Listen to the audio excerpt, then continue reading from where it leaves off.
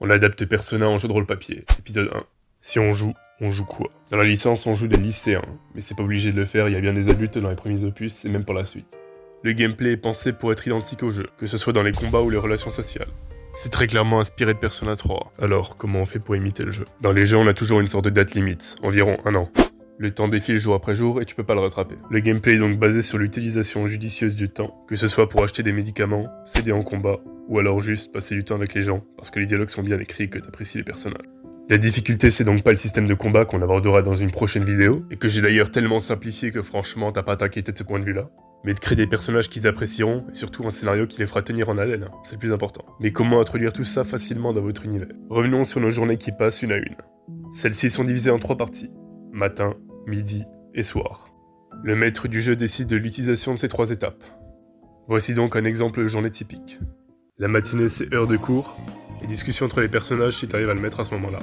Sinon, tu skips juste. Rappelons que comme normalement ils sont tous lycéens, même si tu peux faire à part, ils arrivent à discuter dans le même lycée, c'est l'avantage, tu vois. L'après-midi, c'est tout ce qui est achat d'équipement et de matériel. Armure, armes, médicaments et compagnie. Ces étapes ne dépensent pas de temps. On part du principe qu'il n'y a pas de liens sociaux dans la journée qu'on a proposée. C'est-à-dire aucun PNJ avec qui parler, du moins important. Les joueurs peuvent donc choisir de se regrouper, de faire les choses indépendamment. Aller boire un café, aller à la salle d'arcade, des choses comme ça. Ces activités leur donnent donc des points de compétences sociales qu'on dépensera et qui permettront d'obtenir des bonus dans ces caractéristiques. Le soir, les joueurs rentrent donc dans la dimension de votre choix, à vous de voir ce que vous voulez.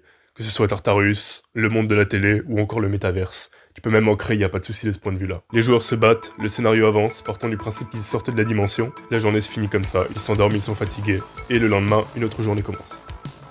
La recette est très simple à mettre en place, mais maintenant faut que tu gères le rythme et faire en sorte de pas leur envoyer des couloirs d'ennemis. Même si c'est le gameplay de la licence, en jeu de rôle ce sera moins marrant et beaucoup plus long.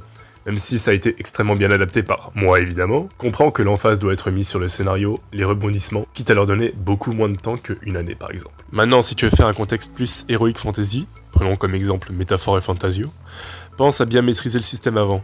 Ne te lance pas directement dedans, tu risques d'avoir beaucoup de choses à changer, déjà que tu vas avoir énormément de travail pour ce que je vais te proposer.